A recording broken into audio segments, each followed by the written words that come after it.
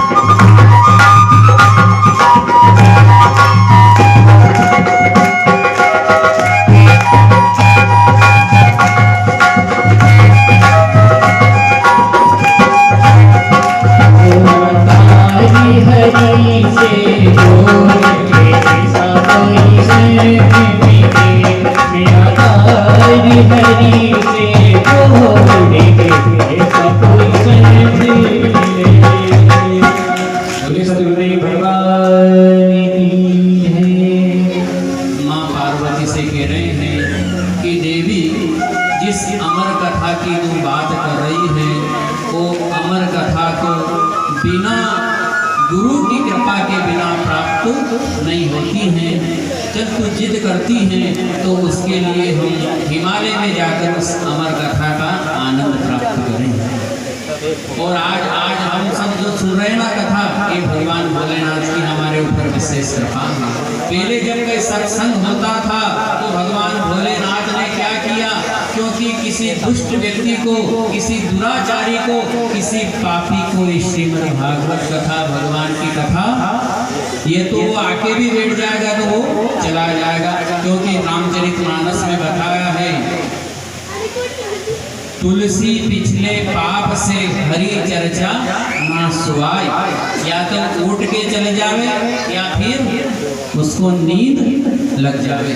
ये भगवान की जो कथा है, ये भगवान का जो अमृत है, ये तो उसी भाग्यशाली को प्राप्त होता है जिसका गुरु ने तार परमात्मा से जोड़ा है, जो गुरु का आज्ञाकारी है, जो गुरु के चरणों में रहता है, जो गुरु से आशीर्वाद प्राप्त करता है। इसीलिए तो लोग गुरु के पीछे दौड़ते हैं। और गुरु भी ऐसे ही होना चाहिए, गुरु की भी परीक्षा होना चाहिए। ऐसा नहीं कि खाली कपड़े उपड़े पहन ले, तिलक लगा ले, नहीं ऐसा गुरु। और जो दिखावा करे वो गुरु, हम तो कहते हैं, कभी भी नहीं तारता है। गुरु तो ऐसा है जो कुछ भी दिखावा नहीं करता है, साधारण रहता है, उसी को गुरु मानो। नहीं तो भगवान भोलेनाथ कृष्णम वंदे जगत गुरु, कृष्ण को मान लो, भगवान भोलेनाथ को मान लो, सहज में कोई दिखावा करे। लेकिन आजकल दुनिया ऐसी है कि जिनके पीछे कोई स्कॉर्पियो में बैठ जाए उन्हें सदगुरु मान ले और यही रह जाए, बोलो सदगुरुदेव भगवान। अरे गुरु स्कॉर्पियो में नहीं बैठता है, गुरु की तो पहचान बहुत मुश्किल से होती है साहब। गुरु तो कभी दिखावा करता ही नहीं और गुरु तो चाहता ही नहीं कि मेरे शिष्य बने। और आजकल के गुरु तो पर्चा बटा रहा कि शिष्य बनने के लिए संपर्क करें, तो ये कोई गुरु तारेगा? कभी भी नहीं तारे साहब। पहले तो शिष्य गुरु को ढूंढते थे और आज स्थिति कैसी हो रही है इस कलयुग में?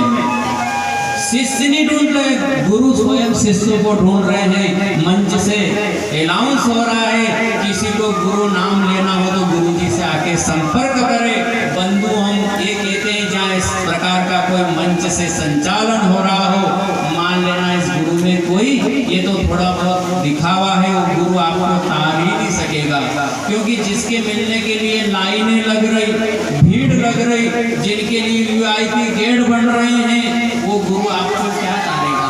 अरे गुरु तो ऐसा होता है साधारण, जो कहीं भी अपना दिखावा नहीं करता है और शिष्य के ऊपर हाथ रख देता है, उसका उद्धार कर देता है। बोलो सदगुरुदेव भगवान की जय। इसीलिए तो हर बार गुरु की महिमा बताई गई है और इसीलिए और शास्त्रों में बताया भी है कि मनुष्य जीवन पाके गुरु करना भी जरूरी होता है। क्योंकि जब तक हम गुरु नहीं करते हैं तब तक जो हम नाम लेते हैं, जो दान करते हैं, और शास्त्रों में हमारी परंपरा में तो ये भी बताया है, अगर किसने गुरु का नाम नहीं लिया हो तो उसका हाथ का जल भी नहीं पीना चाहिए। उसका जल भी मदिरा के समान, शराब के समान होता है। इसलिए गुरु भी जरूरी होता है।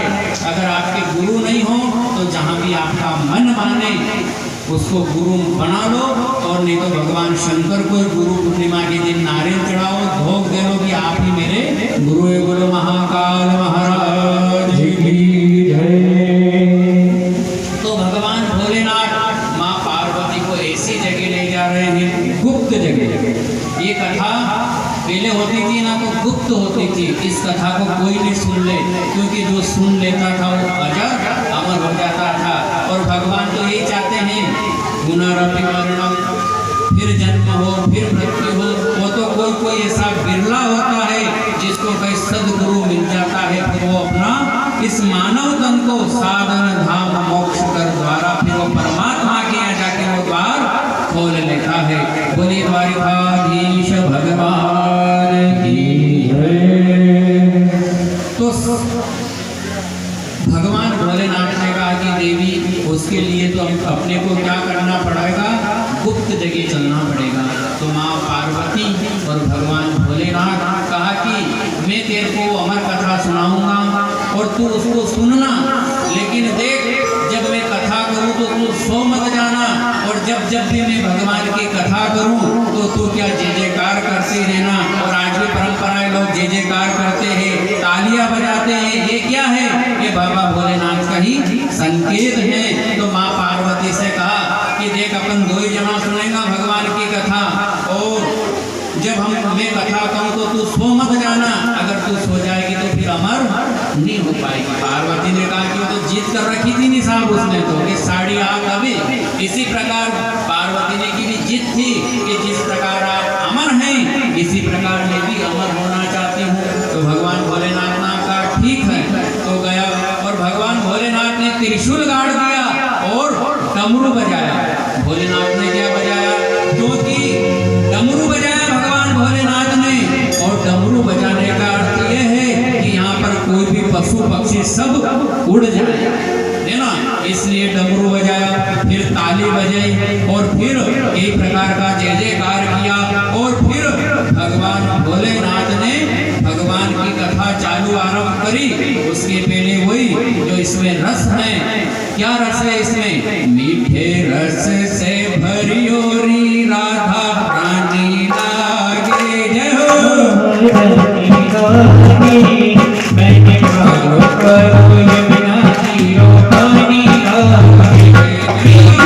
रस से भरी ओरी राधा रानी लागे।